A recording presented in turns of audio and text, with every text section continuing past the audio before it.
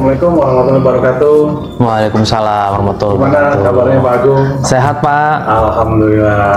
Pagi-pagi macet-macet.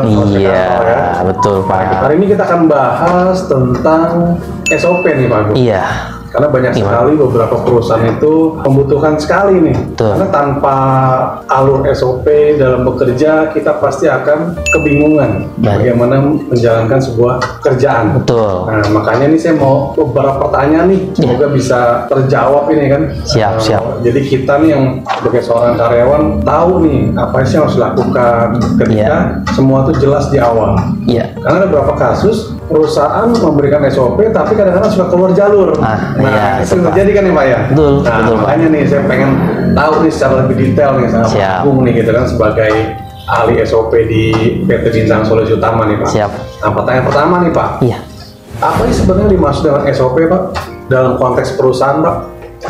SOP itu kan sebetulnya standar operasional prosedur ya Pak ya. Jadi dalam konteks perusahaan adalah dokumentasi yang berisi dengan ada pedoman, ada prosedur atau instruksi yang harus diikutin dalam melaksanakan suatu kegiatan di dalam suatu organisasi. Nah, kemudian di dalam SOP itu juga harus memastikan bahwasannya seluruh kegiatan atau proses bisnis yang ada di situ karena saling keterkaitan itu harus terbaca atau distandarkan. Kemudian di dalamnya tuh ada beberapa hal tuh Pak yang perlu diperhatikan. Jadi ada tujuannya, kemudian ada ruang lingkup, kemudian ada prosedur dan langkah. Kadang-kadang kita pasang tuh Pak flowchart. Jadi nggak sekadar kata-kata, ada juga flowchart. Kenapa? Untuk mempermudah. Nah, karena kan kebanyakan orang, misalnya ada kata-kata malas baca, nggak masalah. Ada flowchart yang disampaikan. Dari flowchart itu kita bisa membaca lebih mudah sebetulnya. Seperti itu. Oke, jadi seperti itu ya secara garis besarnya ya. Betul Pak. Itu SOP ya. Terus kenapa Pak? SOP itu penting banget nggak sih buat operasional perusahaan Pak? Sangat penting Pak. Karena di beberapa hal atau di beberapa tempat yang pernah kami temui, SOP itu sebetulnya buat jadi pegangan atau pedoman bahwasannya ini loh yang harus dikerjakan. Karena dengan tanpa SOP kita akan berantakan. Artinya apa? Mengerjakan sesuatu yang nggak jelas, tidak tahu tujuan, goalnya dan sebagainya. Dan itu ada satu kejadian yang unik nih Pak, ketika tidak ada SOP, nah kemudian yang bersangkutan atau pihak terkait itu tidak ada. Nah, artinya bahwasannya dia akan ditanyakan nih Pak, bahwasannya ini seperti apa? Ya kalau kebetulan pas yang bersangkutan ada, tapi kalau misalnya tidak ada, itu yang akan membingungkan, bahkan bisa berantakan aktivitas organisasi kegiatan. Seperti itu sih Pak. Pembaharannya. Iya. Terus bagaimana nih Pak? Katanya sih SOP-nya untuk membantu itu meningkatkan efisiensi. Itu efisiensi yang seperti apa sehingga karyawan juga bisa produktif Pak? Kalau dengan adanya SOP, tentunya nanti SOP itu bukan satu barang seperti kitab suci ya, yang tidak bisa direvisi. Ya, itu harus bisa dirubah sesuai dengan perkembangan organisasi.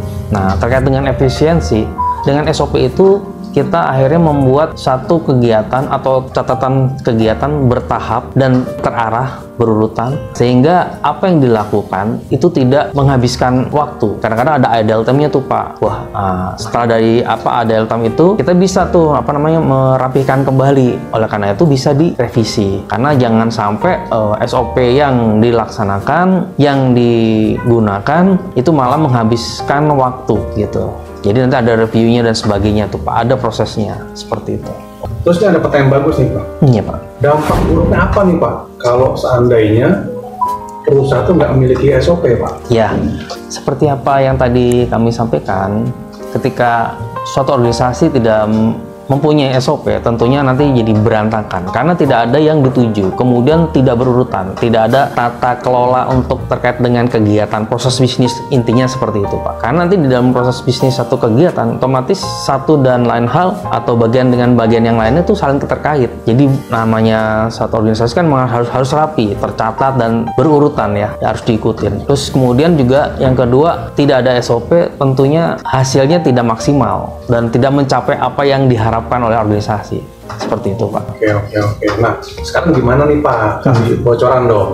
Langkah-langkah apa sih yang harus dilakukan untuk membuat SOP yang sangat efektif? Itu kira-kira seperti apa Pak? Ya, Yang pertama berdasarkan apa yang pernah kami lakukan, yang pertama adalah kita harus tahu struktur organisasi, Pak. Di organisasi itu, kemudian kita juga harus tahu proses bisnis yang ada di organisasi tersebut seperti apa. Yang kemudian ketiga adalah kita akan merunut satu persatu SOP yang dibutuhkan di bagian-bagian tersebut. Karena tidak bisa untuk kita menebak-nebak ya kan, apa nih yang harus dilakukan ya di dalam setiap bagian. Yang selanjutnya adalah SOP itu harus tentunya tercatat dan terakhir bisa direview, karena sekali lagi SOP itu dibuat karena untuk apa dibutuhkan, dan SOP itu bukan kitab suci yang tidak bisa dirubah. Jadi bisa dirubah sesuai dengan perkembangan zaman, gitu Pak. Oke. Terus apa perbedaannya Pak? SOP perusahaan skala kecil sama perusahaan skala besar? Itu ada perbedaan nggak sih kira-kira? Kalau perbedaan mungkin dari jumlah ya Pak. Sekali lagi adalah kata kuncinya adalah kebutuhan. Kalau yang yang skala besar berarti kan kebutuhan pastinya besar. Karena apa? Keterkaitan baik itu di struktur organisasi maupun keterkaitan di proses bisnis. Karena semakin besar skala besarnya di skala besar perusahaan itu semakin banyak yang harus dilakukan. Tapi kalau di skala kecil mungkin lebih sedikit. Seperti itu Pak.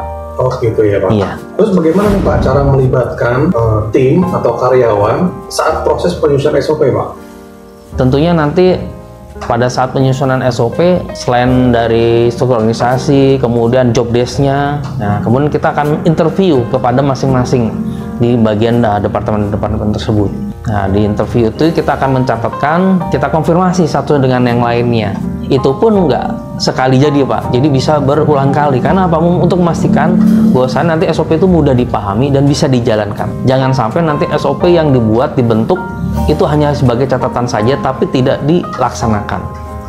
Terus seberapa sering Pak SOP itu perlu ditinjau atau diperbarui? Sekali lagi, karena SOP itu memang bukan harga mati, jadi memang harus dirubah sesuai dengan perkembangan atau kebutuhan. Ketika misalnya organisasi itu berkembang menjadi besar, dari kecil jadi skala besar, berarti kan ada penambahan kegiatan, penambahan mungkin personel, itu yang harus dilakukan. Jadi sebetulnya tidak ada batasan bahwasannya setahun misalnya untuk periode sekali, misalnya setahun sekali atau setahun 2 kali, itu tidak bisa ditentukan dari situ. Jadi sekali lagi lihat daripada perkembangan yang terjadi di organisasi tersebut. Begitu Pak.